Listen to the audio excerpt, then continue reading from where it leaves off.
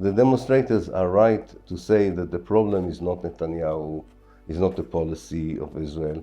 It's the very nature, ideological nature of the regime.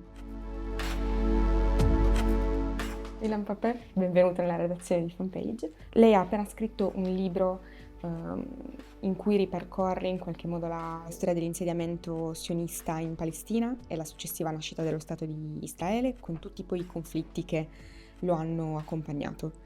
In queste ore Israele prova a ridisegnare i confini e gli equilibri dell'intero Medio Oriente. Era un finale inevitabile o questa guerra è frutto della formazione di una destra messianica e suprematista? I think the conflict is inevitable because there is a basic problem with the idea of a Jewish state in the middle of the Arab world that imposes itself by force on millions of Palestinians against their own will. And this has been the case from the very beginning of the Zionist project. And the problem has not changed. What changed was the method by which the state is trying to impose its will, and the method by which the Palestinians are trying to resist this imposition. But in many ways, we are in the same historical chapter where the idea of creating a European Jewish state in the middle of the Arab world is not working unless you use a lot of force, and when force is not enough, you have to use more force. Unfortunately, nobody right now is offering either for the Israelis or the Palestinians any different scenario how to move into the future. So I think that the fact that a right-wing government is in power in Israel since November 2022 makes it even more difficult to see how we get out of this situation. But they are not the reason that we have now a conflict that escalates into a regional war.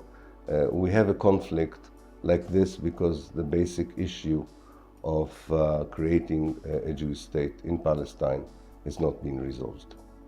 A Roma nei prossimi giorni si terrà una manifestazione di solidarietà nei confronti della Palestina in cui si sostiene che ogni israeliano è un colono.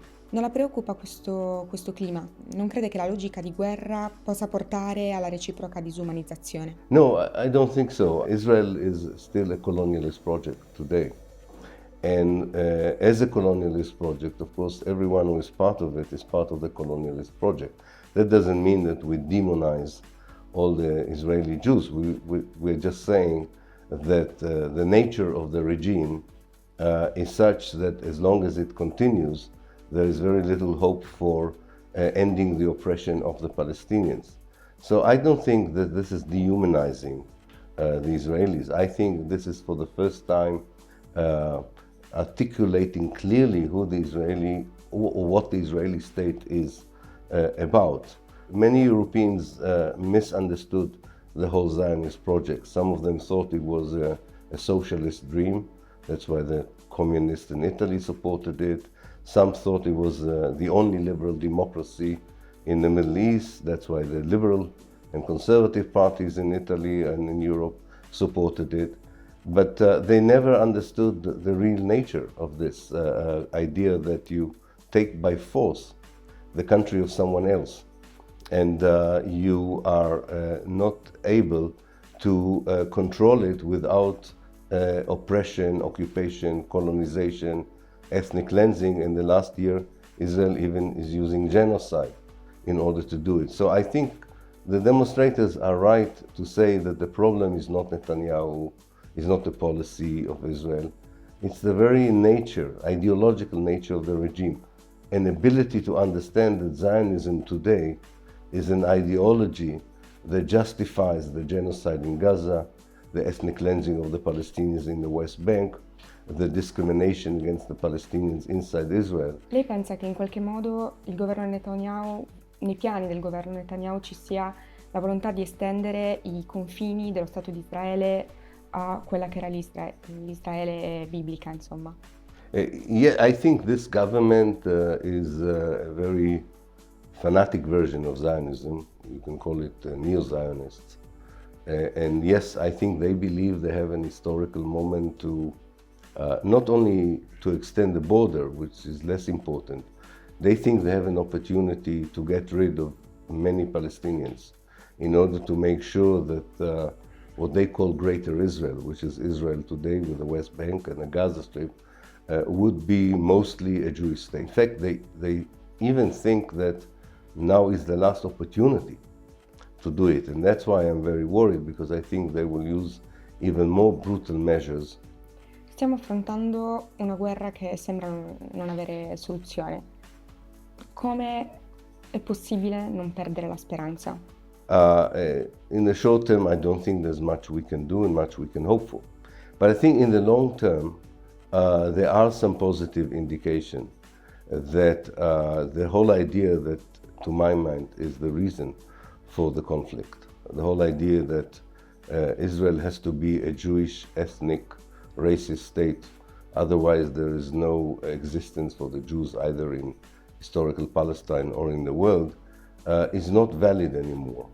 And I think that if the Palestinian younger generation would retake the leadership in a united way, in a representative way, in a democratic way, it can offer a new way for all of us. I do think that in the long run, historically, Palestine would be returned to the Arab world, would be returned to the Palestinian people. This is a long process, but I don't see the Zionist state, Israel, surviving despite its military power and the huge support it gets from the West. Parliamo del suo prossimo libro che uscirà in Italia con il titolo di La fine di Israele. Cosa vuol dire e che cosa può dirci anche a riguardo?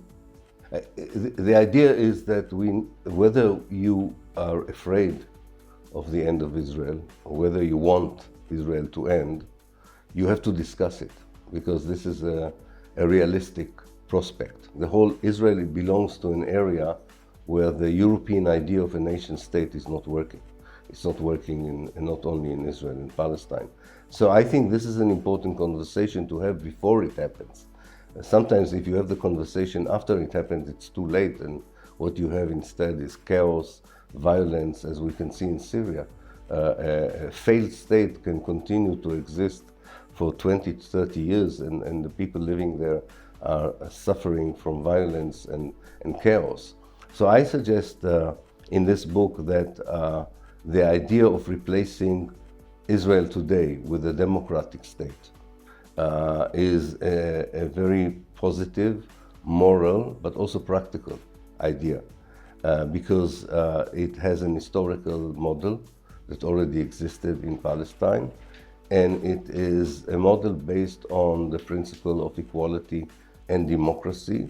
It is a model that many Palestinians agree to. We have a problem with the Jewish society, I understand that, but I think that if the Palestinians, that's what I claim in the book, that if the Palestinians would clearly say that they support the idea of a one democratic state from the river to the sea, I think it will also influence the more progressive forces inside the Israeli society to support the idea, and definitely the world to support the idea. So the book suggests a different agenda. What is the agenda today? The two-state solution. That's what Europe and America wants.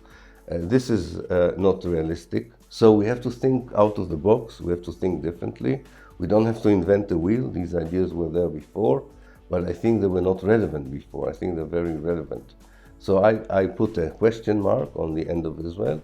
I'm not saying that I'm a prophet, that I know it's going to happen, but I'm afraid we're going that direction, and this could be very dangerous and disaster, or could be an opportunity for building something better.